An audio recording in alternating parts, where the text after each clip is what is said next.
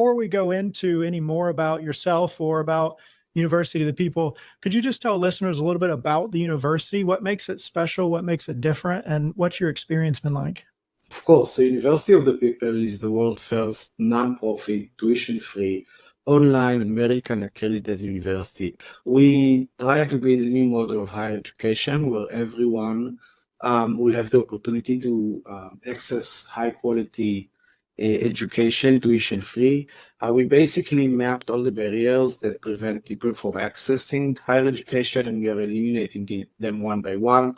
We have students from the US who can just cannot afford the fees by being tuition free. I would mention that we are not free. So a student who joins us will pay as they go $140 at the end of each course. And if they cannot afford it, we have foundations and organizations supporting those students as well, such as the Gates Foundation, Ford, and others. But we also have students from other places in the world where there are just not enough seats in universities. Can I give you just one example? In Nigeria, every year, 1.5 million people graduate high school, pass entering exams for universities, and there are seats for only 500,000 of them. So every year in Nigeria alone, you have 1 million people who cannot access higher education. And the list goes on and on. People are defined from for cultural reasons, like women in some countries. We have women from Afghanistan who are studying with us secretly. Refugees, immigrants, asylum seekers, and so on and so on. That's an interesting thing that you call out with Nigeria in specific, where there's actually not room or seats. When I think of accessible education, the first thing that comes to mind for me is financial means. And I know in North Carolina, where I live, the government did something with a few select universities to where they had made it that if you live in state and you go to that university, your tuition is only $500 a semester minus room and board and all that stuff there, which is great because there needs to be universities out there that aren't $30,000, $40,000 a year to go and rack up debt for. But it's interesting to hear that also a need is just available space. So I take it, is University of the People online exclusive? Do you have any like in-person classes, or is it mainly online? We're fully online. The learning experience is asynchronous, so you can study from anywhere at any time. We are designed to be the opportunity for those with no other opportunities. So if you can go to a state university, if you can go to a community college, if you can go to any other university out there, by all means, please do. But if you cannot, because of the cost, because of your time schedule, because of your other commitments, then we are here for you to make sure you'll be able to gain higher education as well. I love that. And I mean, I take it the education is equal to other universities, great degrees, great opportunities, great programs as well. Right. Yeah. So we choose very carefully the degrees that the degree programs that we have and we offer. We connect them and tailor them around the industry and what we believe will give you the best options and opportunities to move forward with in your career. And yeah, I mean, our deans are from Princeton and NYU, and the instructors are really from every university you can think of, and they are all volunteers who basically joined to support the mission of opening access for higher education. We weren't here without them, and they are the core, the backbone of everything that we do. We have over 40,000 volunteers at the start of our community, which is truly amazing, including the president and many others. And you said it, the payments for the courses are due at the end of the course, right? Not at the beginning. That's really interesting. What's the reason behind that? So we want to give you an opportunity to come in to see if the model works for you, because studying online asynchronically, it's not easy. And you need a high level of commitment, you need high level of motivation, you need to be prepared. We want to open the door for everyone, but we want to make sure that only those who are qualified and prepared and motivated will actually succeed. So the way it works is that you're not only paid at the end of each course. So at any given moment in the middle of the course, you can say, no, I'm taking the blame, I'm not studying this term. Something happened in your life. Most of our students, they have families, they have they're working full time and so on. But also, when you start studying with us, you can start almost immediately. And at the end of the first term, which is about 10 weeks, we will evaluate your scores. After you will also evaluate us, right? And then both sides can decide, are you entering the degree program, or maybe it's not the right fit for you, or you're not qualified. So anyone can start. We're opening the gates, but only those who are ready, prepared, and motivated will actually continue into the degree program. No, that makes sense. And I love that. And, the purpose of this podcast is to give people opportunity to get education out there. So it sounds like all for what University of the People is doing. And, I just did a little bit of quick math with an online calculator because I'm a marketer, not a mathematician, but started out with 100 students. You said you're right around 140,000 at this point. So that's an increase of 139,900%, which is astronomical. I think one good thing to focus on is we're, just kind of talking through your experience with marketing. And one thing that I know I focus on a lot right now with the agency is just hiring and how you've gone about building out teams, building out departments, building out the resources or finding the resources needed to be able to serve that 140,000 people as you go through things. A starting point, we could look at, might be philosophy when it comes to hiring. How do you go about deciding when it's time to bring on somebody new for your organization? Yeah, it's a very good question because it's one of the things that kind of like evolved during the institution life. When we started, we were completely dependent on donations. Today we have 30 million revenue cycle, so it's no longer an issue for a long while. But when we started, we didn't even know where we were going to pay, salaries in the next month. I'm talking to you about 12 years ago. And every time we had some money as a resource, we asked ourselves, what would be the best place to invest that money now? What will be the best place to hire now? And you wanted to invest that in the place that will give you the return on investment in the fastest and more profound way possible. So we always looked for talent and not for skills. We looked for people that are self learners, fast learners, that we can bring them on board and help them grow and learn and evolve with us. And that worked very well for us in the first, 5 to 7 years.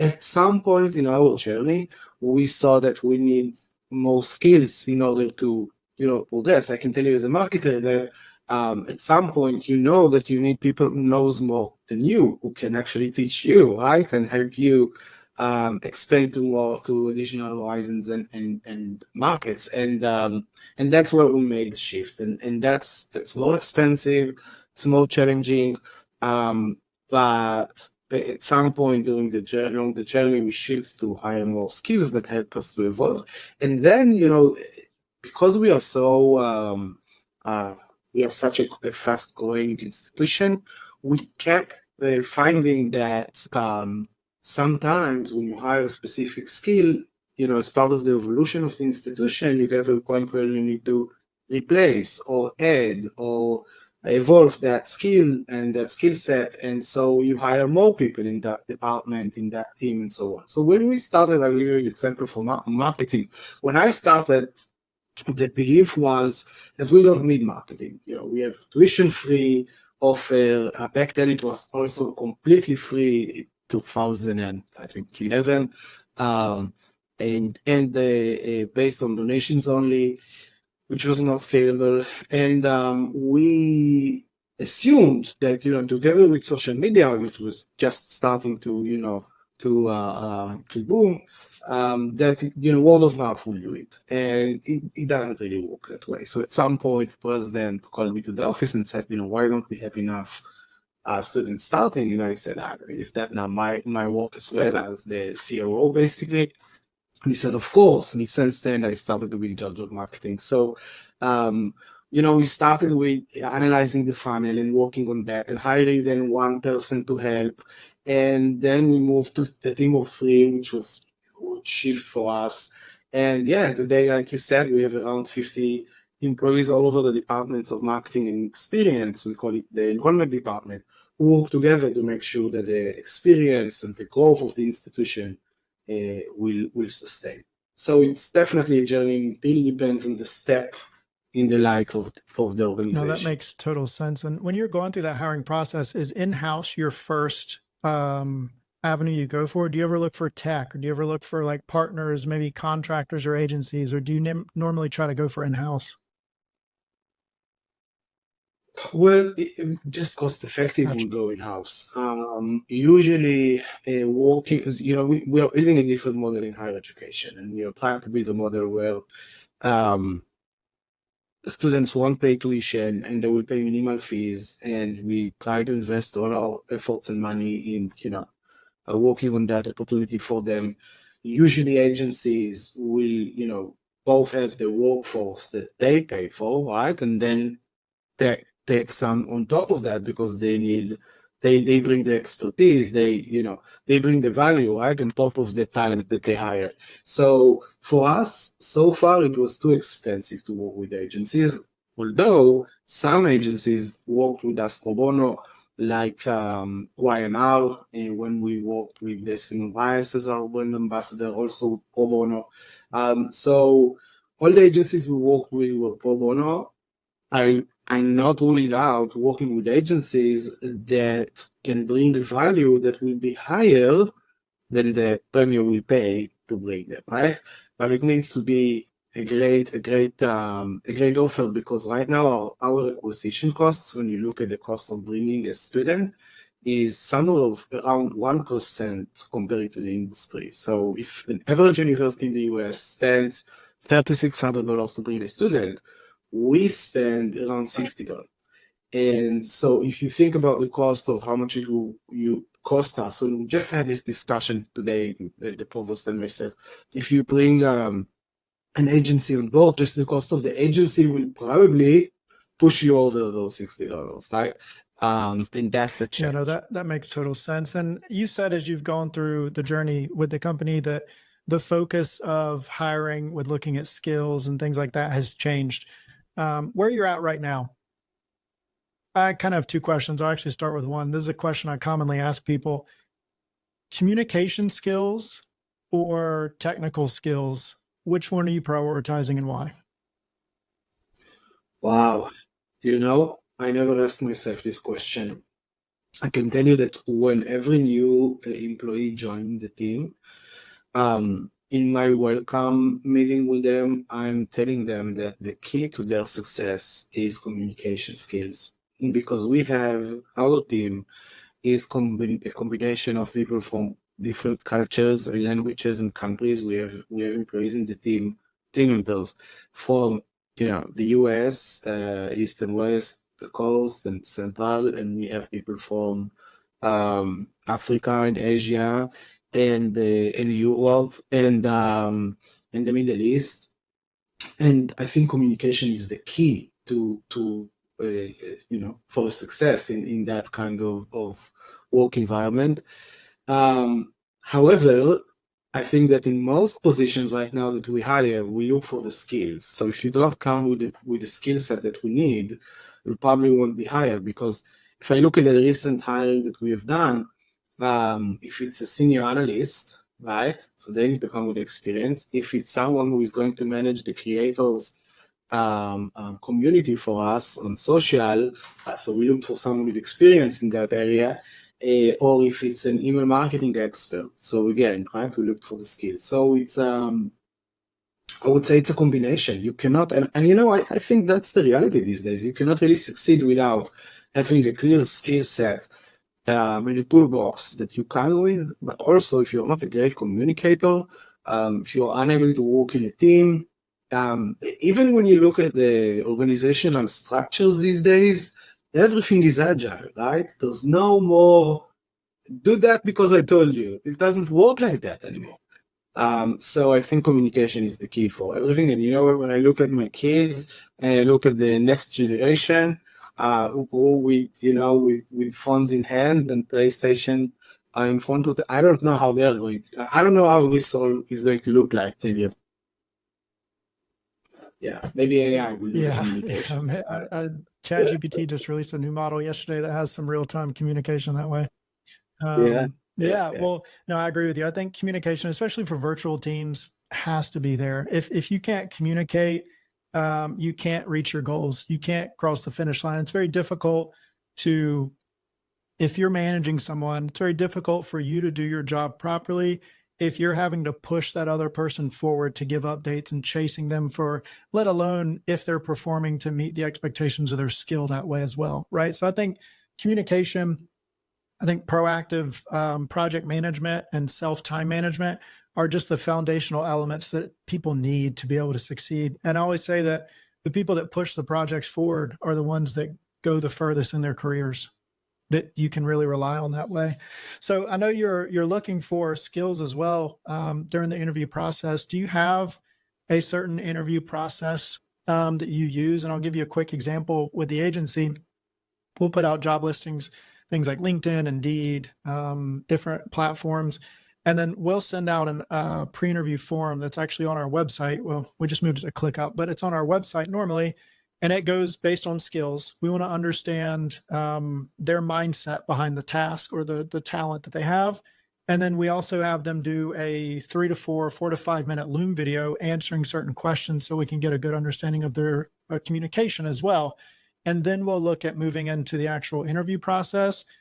And ideally, by the end of 2 rounds of interviews, we have 3 to 4 people that we can put into a fully paid normal rate trial project so we can compare talent to talent, person to person, and also see who we like to communicate with and let them see what working with us is like. That's our general process. But do you have anything you've seen along the way in your interviews that you feel like is a good way to understand who might be good to work with? I love your process. I think I'll say two things. One, this is an area where we still need to improve, and we do have a process, but and the initial interview, and then the professional interview, and then there's a professional test, and then another interview, and then usually the person will get to find an interview with me. But I remember that I read in Harvard the Business School magazine a while back an interview with the owner of a big placement agency that works to basically the big placement for CEOs in the biggest corporations you can think of. And they were asked, what is your success rate? And and that person, I'm sorry, I don't remember the name, answered 51%. When you think about that, 51%, that's often they probably charge millions. I have no idea. Um, and yeah, so I think it doesn't matter which process you build. It's so hard to understand for such a process if the person will be a right fit. It's basically like deciding if you're going to marry someone after 3 dates. It's almost impossible. And I do think that 1%, 51 and not 50, can make a big difference. So we try to structure it, and we try, but at the end of the day, it's really a guesstimate, and I think that we had a amazing success when we were much smaller, and when we had even less steps in the process. But when the person hiring and deciding was the actual person that is going to work with that person, with the new team member, it worked very well, especially when the leader was someone with experience. The more we grew, and the more the leaders were by themselves talents and young, it became a bigger challenge for us. And yeah, I mean, I think that it goes back to your previous question, right? If you bring someone with the right skill set and the right communication skills, sorry, both as the leader and also as the new team member, then it probably will work very well. But it's very hard to structure it. I like the structure Yeah, that you and mentioned. it's that first 30, 60, 90 days as well that really can make or break the long-term partnership. When I say long-term partnership, I'm thinking of agency and client, but long-term hiring or keeping that person in the role. Can't find the right words. And when it comes to onboarding, I hear a lot of different methodologies. I hear a lot of different, some people say that you should plan out every hour for the person in the first 30 days. Other people focus on just giving them like communication pathways with the right people and kind of giving them a tour around their role and letting them pick up on it. Where do you fall in that kind of road when it comes to onboarding? What does that process look like for you? I would first say that I think that one of the best models for marketers in terms of hiring is the model where you work with an agency that, finds you the talent or the person that you want to hire, and then you basically outsource that function to them for the first 90 days. And if it works well, then you bring that person on board. I find it extremely beneficial, and I think that it's a great model. To wrap up the previous discussion. But in terms of onboarding, so I look at it as a three-circle process. So the internal circle is, the position that the person is going to do to onboard him or her on the skills and the tasks that they are going to do at their job. And then the one in the middle, the bigger circle is about the understanding what the department is doing, understanding, in our case, right? How do we market? What do we do? How do we communicate? How the other team members are doing? And then the bigger circle is basically the university, the organization, how we work, who do we offer our services to, what is the general context in which we operate in the market, and so on.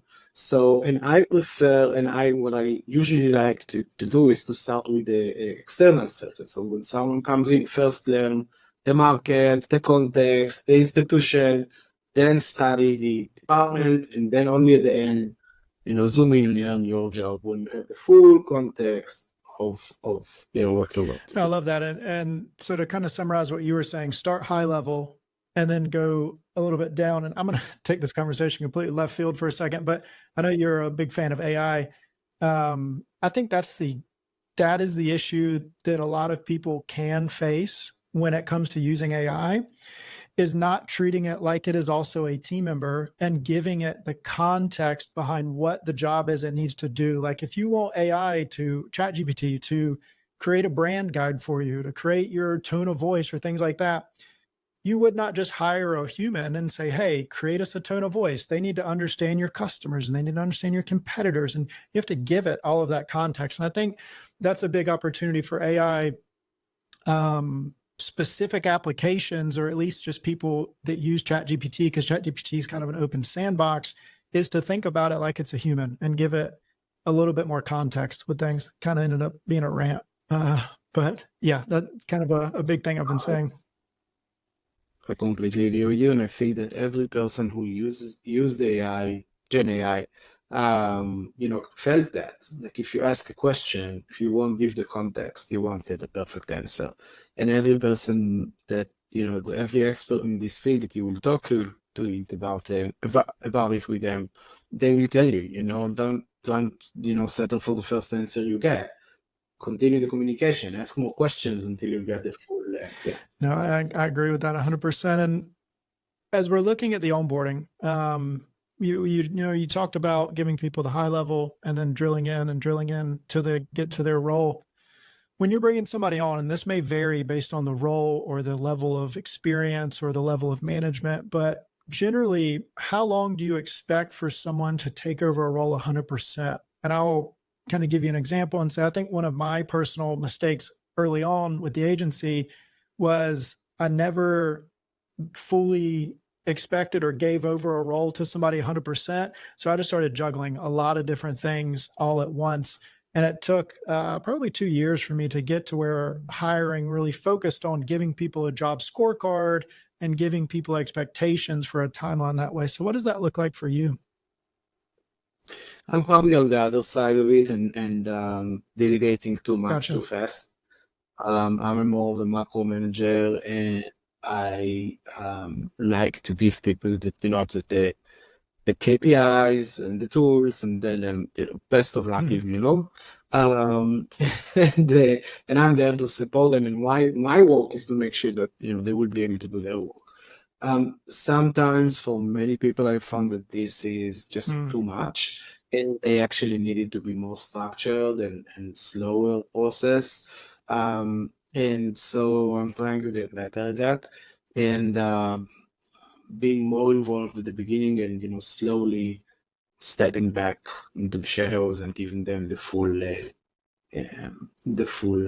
space to operate. But I truly believe that it's somewhere after 3 months stop, you need to let go.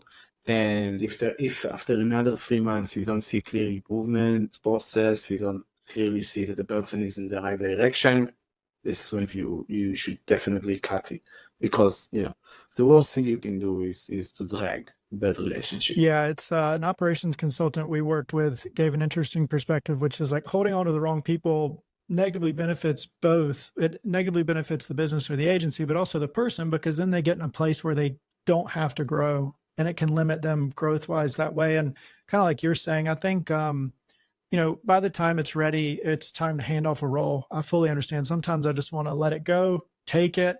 And I think when you're able to find people, at least from an agency perspective, that have worked in the agency world for a good while, 5+ years, they come in with that experience so they can go running a lot faster. And I imagine it would be the same with, if they have university experience versus if somebody just has marketing experience and they don't necessarily have agency experience, know the nuances of balancing clients and things like that. There can be a little extra runway that you have to kind of go with them. Yeah. So, yeah, no, that all definitely makes sense. And when it comes to working with your team, how do you find yourself balancing between pushing the team for results and performance while also kind of keeping things sane, fun, and like an enjoyable workspace? Because I know work-life balance and just positive work culture is something that is very important to many businesses, and I imagine is important to University of the People as well. Yeah, we are by the people, for the people organization, and people come first. And I believe that people come before results. And all of them usually slow people. So I think that we in our department, we are trying to keep things light, as fun as much as possible. And I think, by the way, marketing is one of the areas where it's relatively easier, because marketing is fun, I think, right? And there's a lot of creativity and teamwork. And just to give you one example, we have every end of the term, we have 5 terms a year, or if you'd like to call it sales cycle, although we don't sell. So every end of term meeting where we have all the team members with us, we take 3 or 4 separate fun breaks where the team, we engage in one or another fun activity between the discussions and the data and everything. But we definitely do a better job. I think that so me personally, I'm all about the results, because I strongly believe in our mission. I think that there are millions out there who needs us. They have no idea that we exist. It's extremely challenging to to make sure that they will know about us. And so I take our work very seriously, and we work very hard day and night to fulfill it. Um, I don't know about work-life balance. I think that these days, and when everyone are working from home, at least for at the University of the People, of most of us, um, it's really about giving the employees and the team members the tools and setting the right expectations in terms of how to manage their work-life balance. And I keep telling my team members, and I hope they're telling it to their team members as well, that we expect them to maintain and take care of their balance and of themselves. I think that the biggest and most important asset that we have, I think every organization, by the way, is our team and our people. And I need to know, I told you before that we hire entrepreneurs, right? That we hire people who can lead. And the first thing I expect them to lead is taking care of themselves and taking care of our assets, which is basically them. And if they cannot do that, then they won't succeed anyway. So I'm trying to create a culture where people know that we care about them and they should care about them first, because that's the key for everything else. And I don't know if I'm doing a good enough job. You need to ask them that, but that's at least what I'm trying to Well, at do. 139,000% growth rate with students, I think you're on a good track. Well, as we wrap up this episode, just a couple of quick rapid fire questions for you. What are some of the biggest marketing opportunities or challenges you're working on for 2024? Oh my God, everything is changing, right? Between AI and how it changes the search engines and the social sphere and creators, or is Facebook and YouTube dying or not? We are trying to figure it all out, and we're trying to understand what it means for us. So that's the biggest I hope focus, I Facebook's think. not dying. I think we're staying strong with it. I'm biased though. And then if you had to summarize everything we've discussed today into a marketing mindset, what mindset should marketers or business owners have? Can you ask me any Yeah. question? If I'm you not had to sure I understand. summarize everything we discussed today into a single mindset, it could be a word, it could be a sentence. What mindset should marketers and business owners have? It's people first. Everything is people, and you need to take care of and think carefully about how you choose your people, how you onboard and train your people, how you maintain your people, because everything you do depends Love on your that. people. And for anyone listening that's in the stage of figuring out what they'd like to do in the marketing industry, say they're graduating university or out of university or changing careers, what marketing role or roles do you think will have the highest demand opportunity in the next 3 to 5 years? Oh, wow, that's tricky. I would say probably so the two that comes up to my mind immediately are marketing analysts, because I think that it will take a lot of time until AI will be able to work with data in the proper way, because most of the data is super dirty in most organizations, and it will be a long time until organizations will actually be able to skip that position. And I think the data, implied data is everything these days in marketing. And the second one, and I may surprise you with that, is actually creatives and copywriters. I think that what Gen AI is going to do is create a lot of noise and a lot of content everywhere, but it's going to be very low level in terms of the quality. And I think that, our marketers will go back to humans in order to create the creatives that will stand out. It will be high quality. So I think great copywriters and creative minds are going to be needed for a long 100%. time. Facebook is rolling out a new AI feature in its ad manager where it will auto generate creative, which to me sounds like a potential for software, non-product based companies. Maybe I think it'll flop for D2C brands because you can't, create 100% authentic looking product that way. But I like the idea of data being looped into generative AI for optimization. And last question for you here. Tell us where listeners can connect with you or learn more about you and the University of the People. Of course, so University of the People, UoPeople, just Google it and you'll find us on University of the People. And myself, I guess, on LinkedIn. Yeah, Perfect. Well, I appreciate you coming on today. Great conversation. Love to hear what you all are doing at University of the People, and hope you have continued growth at 139% rate, or 139,000% rate. Sorry. No pressure.